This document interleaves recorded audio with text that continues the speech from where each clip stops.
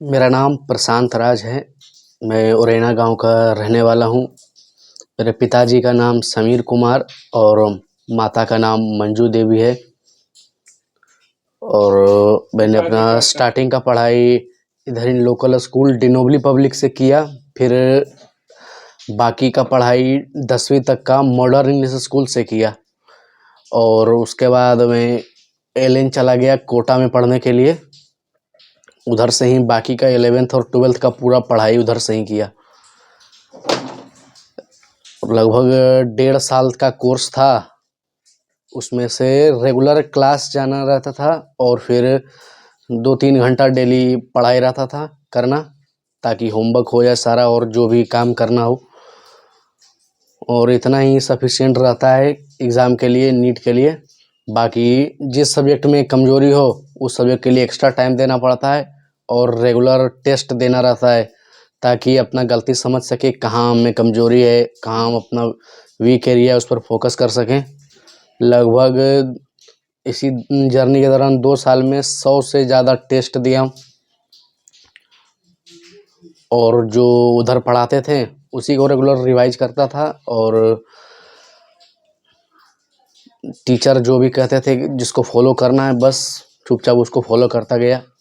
बाकी का एग्ज़ाम अच्छा गया और उसमें सिलेक्शन हुआ 3017 रैंक के साथ ऑल इंडिया रैंक है। हाँ। ईडब्ल्यूएस में क्या रैंक है?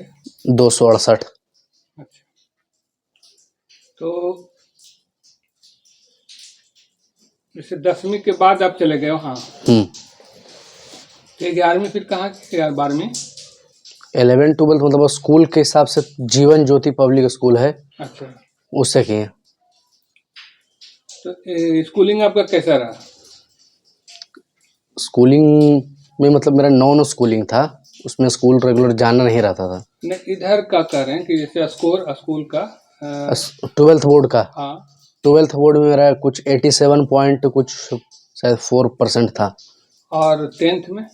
10th में 93.8% था। अच्छा, तो ये जो डॉक्टर वाला जो सपना था वो कब से देख रहे थे? 10th जब ख़त्म होने वाला था, लास्ट के कुछ महीना बचा था तब। कोई जब एडवाइस किए या कहीं माहौल देखे या कैसा, क्या कारण हाँ, क्या रहा? इसका कारण रहा, हम लोग के 10th में पढ़ाते थे एक बायोलॉजी के teacher Rajiv Ranjan sir. Biology इतना अच्छा से पढ़ाते थे कि उसी में फिर लगाव हो गया बायोलॉजी से, तो वही फिर आसान लगने लगा। तो उधर से ही बायोलॉजी से कोर्स जो समझ में आया, तो नीट का तैयारी करना है तो वही समझ में आया, तो वही तैयारी किया उससे। नीट की तैयारी के लिए कौन सा सब्जेक्ट ज़्यादा हम मायने रखता है? मायने देखिए तीनों सब्जेक्ट रखता है, जिसमें आधा पोर्शन तो अकेला बायोलॉजी का रहता है एग्ज़ाम के हिसाब से, और फिर बाकी 25% फिजिक्स और केमिस्ट्री। अच्छा, बायोलॉजी 50% रहता है? बायोलॉजी 50% आता है। अच्छा, हालांकि बायोलॉजी होता आसान है, ज़्यादातर बच्चा उसमें ही फोकस करता है, जिस कारण उसका फिजिक्स और केमिस्ट्री छूट जाता है। तो फिजिक्स और केमिस्ट्री ऐसा सब्जेक्ट है जिससे आप रैंक इम्प्रूव कर सकते हैं, क्योंकि बायोलॉजी में बहुत सारे लोग लेके आते हैं 300 350, बट फिजिक्स में 100 नंबर लाना भी मुश्किल हो जाता है बहुत सारों के लिए। इसलिए अगर फिजिक्स पे फोकस किया जाए तो उससे काफ़ी रैंक इम्प्रूव हो सकता है। टोटल कितना नंबर का एग्जाम रहता है? टोटल 720 नंबर का रहता है, 180 फिजिक्स केमिस्ट्री। अच्छा, और बायोलॉजी 360 रहता है। अच्छा, तो आपका कहना है कि फिजिक्स और केमिस्ट्री में कम मेहनत करते हैं, तो इसको चलते थोड़ा सा रैंकिंग हाँ गड़वाने का रहता है, और अगर उसमें लोग बराबर कर देते हैं तो फिर ठीक ठाक हाँ, क्योंकि बायोलॉजी तो फिर हो ही जाता है अगर आप फिजिक्स केमिस्ट्री कर रहे हैं।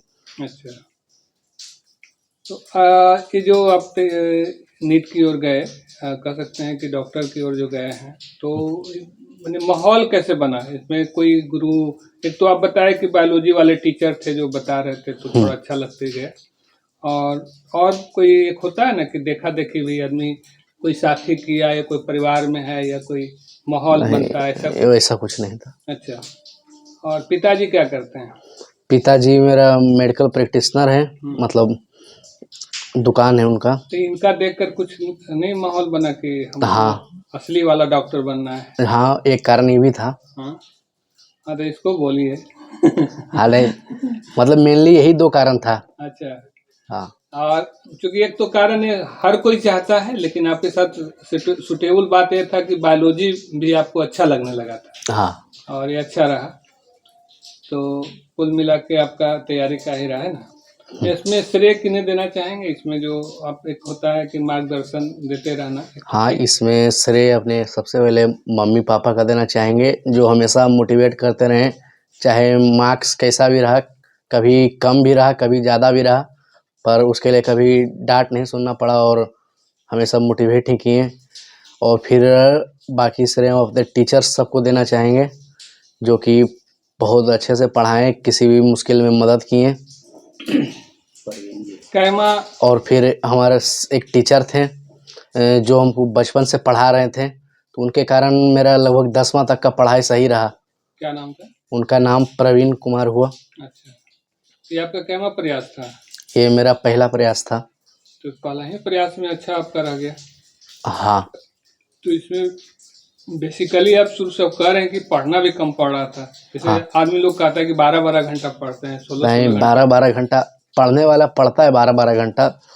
तो अब जितना उस हिसाब से पढ़ेंगे आपको उतना अच्छा रैंक आएगा। 12-12 घंटे पढ़ने वाले ऑल इंडिया रैंक जैसे 1 है 2 है, ये सब का टोटल 10-12 घंटे उन लोग का डेली रहता था शेड्यूल। तो आप भी कर सकते थे। कर सकते थे, बट मेरा तो ऐसा कोई एम नहीं था। मेरा बस था कि एक मेडिकल कॉलेज लेना है गवर्नमेंट का। हमको लगा जितना करना चाहिए। जो उतना फिर आप संतोष थे, हालांकि हाँ वो भी 24-8 घंटा बता रहे थे। हाँ बाकी कोचिंग का। कोचिंग में लगभग 6 से 7 घंटा लगता है। हाँ लगभग 6 घंटा, अच्छा। 5.5 से 6। तो 1.5 साल या 2 साल का वहाँ एक तरह। हाँ 1.5 साल में मतलब पूरा कोर्स खत्म हो गया था। तो मैट्रिक के बाद ही आप शुरू कर दिए, हाँ कह सकते हैं ना। मैट्रिक का रिजल्ट हुआ, उसके बाद आप कोटा निकल गए, हाँ है ना। और उसके बाद फिर वहाँ तैयारी की। रिजल्ट से पहले ही, मतलब एग्जाम जो 10th बोर्ड का पढ़ा, अच्छा। उसके 1 हफ्ते बाद। अच्छा, निकल गया। हाँ अच्छा, पहले से प्री प्लान था। हाँ है ना। तो लोगों को जो अगर करना है तो उसको पहले से ही करना ही चाहिए क्या? हाँ लगभग आपको पहले से पता रहना चाहिए आपको क्या करना है, कम से कम 10वीं खत्म होने से 3-4 महीना पहले। तो कोटा जाते हैं, कितना लोग विफल हो जाते हैं, तो उसका क्या रीजन रहता होगा, क्योंकि आप तो आसपास का माहौल भी देखते होंगे वहाँ। हाँ उसका बहुत कारण तो बहुत सारे, जैसे कि अगर पढ़ाई जो शुरू होता है, शुरुआत का पढ़ाई मोस्टली बच्चा को समझ नहीं आता है। अच्छा। लेकिन अगर उसके साथ लगातार लगा रहा, शुरू में मेरा भी समझ नहीं आ रहा था। अच्छा। लगभग मेरा 50% से भी कम मार्क्स आ रहा था उसमें। अच्छा, उसमें हाँ टेस्ट होते रहता है। टेस्ट जब हुआ, पहला टेस्ट हुआ तो 720 में कुछ 320 के आसपास नंबर आया। तो मतलब काफ़ी उस हिसाब से कम था। लेकिन उसी को फिर हम समझना से तैयार किए। 1-2 महीना रिजल्ट पहले शुरू का सही नहीं रहा, फिर धीरे धीरे इम्प्रूव होता गया। तो वही है जो बीच में उसी में हार मान दिया, क्लास जाना छोड़ दिया, तो उसमें पीछे रह जाएगा। और फिर बाद में वो पैचअप नहीं कर पाता होगा। नहीं, बाद में फिर सिलेबस का बर्डन बहुत ज़्यादा हो जाता है, क्योंकि सिलेबस तो है बड़ा। और बेस भी बहुत मायने रखता है। बेस मायने रखता है, लेकिन अगर आपका बेस हल्का भी बेस है तो आप वहाँ, क्योंकि जब पढ़ाई होता है तो स्टार्टिंग में बिल्कुल शुरू से पढ़ाई कराता है। अच्छा। बिल्कुल बेसिक से। तो अगर आपका बेसिक थोड़ा कमज़ोर भी है तब भी आप कर सकते हैं, बस उसमें कि एक्स्ट्रा आपको थोड़ा मेहनत करना पड़ेगा उसके लिए। जैसे किताब उताब रहता है, एनसीईआरटी या फिर और तरह का जो किताब है, हाँ उसको क्या कितना मायने रखता है? ये जरूर। किताब को रिकॉग्नाइज है कि इस किताब के पढ़ने से हो जाएगा। हाँ जैसे कि बायोलॉजी में तो एनसीईआरटी ही सबसे इम्पोर्टेंट, क्योंकि पूरा उसका क्वेश्चन एनसीईआरटी से ही आता है। अच्छा। लगभग 90 क्वेश्चन रहता है, तो 90 में से हर साल 85 प्लस क्वेश्चन उसी से गारंटीड रहता है। अच्छा। मिनिमम। अच्छा। इस साल भी जैसे कि लगभग 88 क्वेश्चन लगभग था एनसीईआरटी से ही। अच्छा। 88-89। अच्छा। और फिर केमिस्ट्री के लिए भी एनसीईआरटी इंपॉर्टेंट रहता है। फिजिक्स का उतना इंपॉर्टेंट नहीं है। फिजिक्स का तो आप कोई भी मटेरियल अपने कोचिंग का करेंगे तो आपको उससे हो जाएगा, फिजिक्स और केमिस्ट्री। फिजिक्स और केमिस्ट्री थोड़ा हल्का रहता है, कह हाँ सकते हैं। फिजिक्स और केमिस्ट्री में एनसीईआरटी उतना इंपॉर्टेंट, लेकिन केमिस्ट्री में इंपॉर्टेंट रहता है। अच्छा। कुछ पोर्शन में। केमिस्ट्री में भी 3 पार्ट है, फिजिकल, ऑर्गेनिक, इनऑर्गेनिक। तो उसमें इनऑर्गेनिक का सबसे इम्पोर्टेंट रहता है, उसके बाद ऑर्गेनिक। और फिजिकल का आप चाहे करें या ना करें, उससे उतना इम्पोर्टेंट नहीं है। अच्छा, तो उसका मटेरियल मिल जाता है। हाँ तो आप तो पूरी तरह से ऑफलाइन कोचिंग किए, हाँ ऑनलाइन का सहारा नहीं लिए। नहीं। अच्छा। तो जैसे कोई लोग जो घर बैठे करता है, तो उस जैसे वो कैसे करता होगा? जैसे उसके लिए जैसे कोचिंग तो है नहीं। जैसे कोचिंग चलता है तो उसके साथ ऑनलाइन उसी तरह लाइव क्लास भी चलाया जाता है उन लोग के लिए। तो अच्छा। जो बच्चा लाइव देखता है तो उसके लिए टीचर रहता है, उसका भी बैच रहता है कि एक बैच में 50 स्टूडेंट रहेगा ऐसे करके, हाँ, हाँ। ताकि बीच में जो डाउट आए उसको टीचर सॉल्व कर सके। अच्छा।